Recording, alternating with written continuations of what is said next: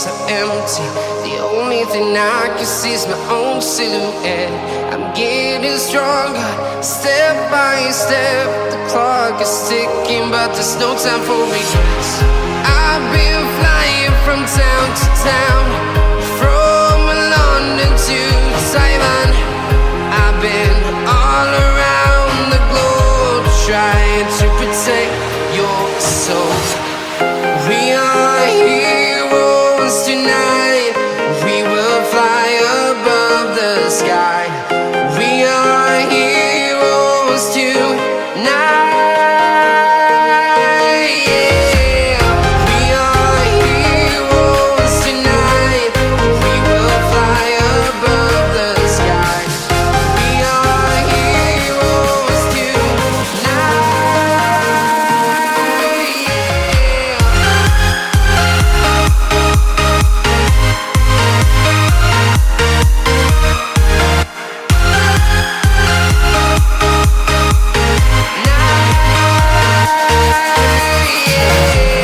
Feel like a dynamite, ready to explode right up in the sky. I need you to listen, I need you to hear, and don't show any fear. I've been flying from town to town, from London to Taiwan. I've been all around the globe, trying to protect your soul. We are heroes tonight. We will fly above the sky. We are heroes tonight. Yeah. We are heroes tonight. We will fly above the sky. We are heroes tonight.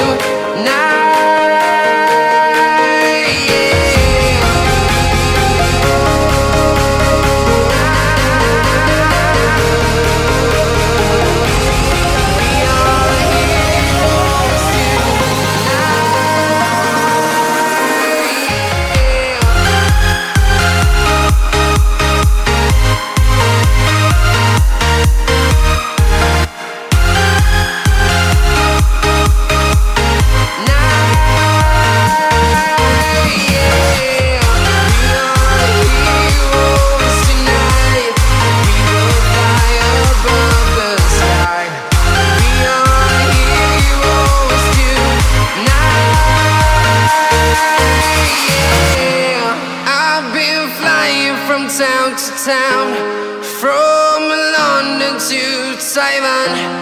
I've been all around the globe, trying to protect your soul.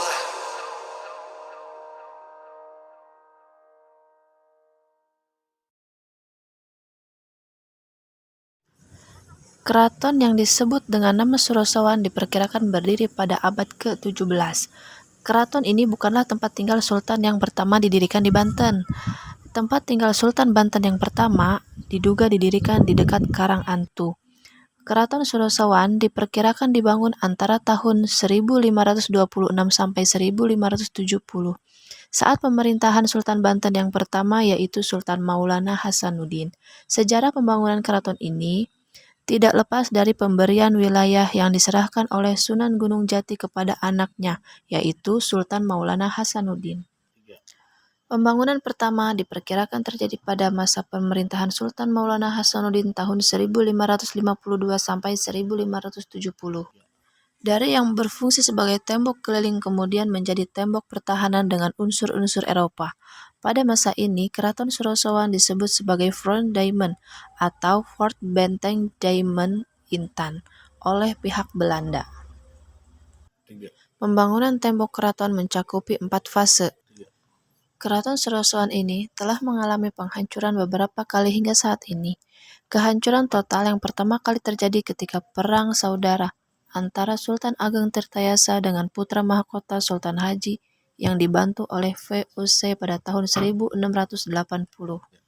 Akibat perang ini, Keraton Surosowan di bumi hanguskan oleh Sultan Ageng Tirtayasa sebelum melanjutkan perlawanan dari Tirtayasa.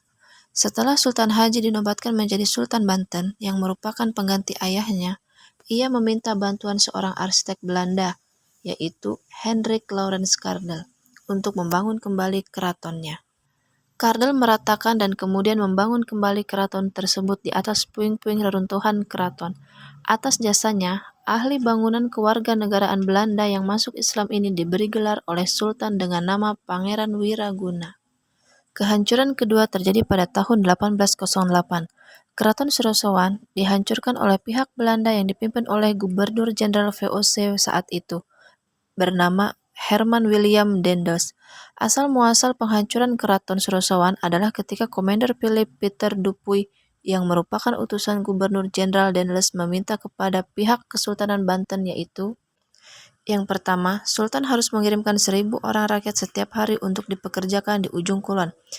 Dan yang kedua, menyerahkan patih keraton Mangkubumi warga diraja ke VOC Batavia. Dan yang ketiga, Sultan supaya segera memindahkan keratonnya ke daerah Anyer, karena Surosowan akan dijadikan benteng Belanda. Namun, pihak Kesultanan Banten dengan tegas menolak dan membunuh Dupuy beserta pasukannya. Mengetahui hal tersebut, Gubernur Jenderal Daendels langsung memerintahkan pasukannya untuk menyerang dan menghancurkan Keraton Surosowan, yaitu tepatnya pada tanggal 21 November 1808. Watu Gelang ini adalah watu di mana tempat untuk penobatan raja-raja di Banten atau Keraton Surosowan.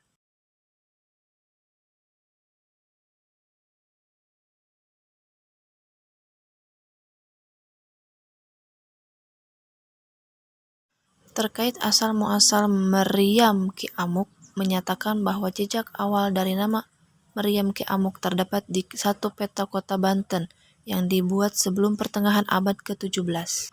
Sedangkan menurut Valentin, Sultan Demak menghadiahkan satu meriam bernama Ki Jimat kepada Hasanuddin sewaktu menikah dengan putrinya.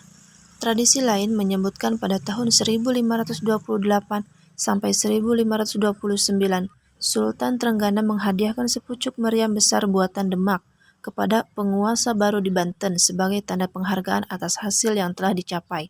Disebutkan pula meriam ini awalnya bernama Rara Banyak, kemudian selalu disebut Ki Jimat.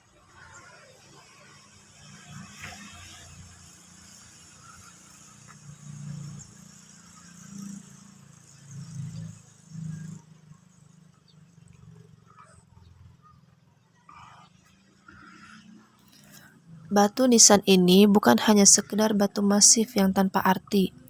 Nisan ternyata banyak memberikan informasi kepada kita. Dari hasil kajian batu nisan koleksi Museum Situs Kepurbakalaan Banten Lama, seolah membawa kita ke dalam kisah yang terjadi di masa lalu. Salah satunya adalah imigran Cina yang datang ke Indonesia, umumnya berasal dari dua provinsi, yakni Fujian dan Guangdong atau Guangdong. Orang-orang yang berasal dari Fujian biasa disebut sebagai Hokkien, merupakan imigran yang paling banyak berdatangan ke Nusantara sampai abad ke-19.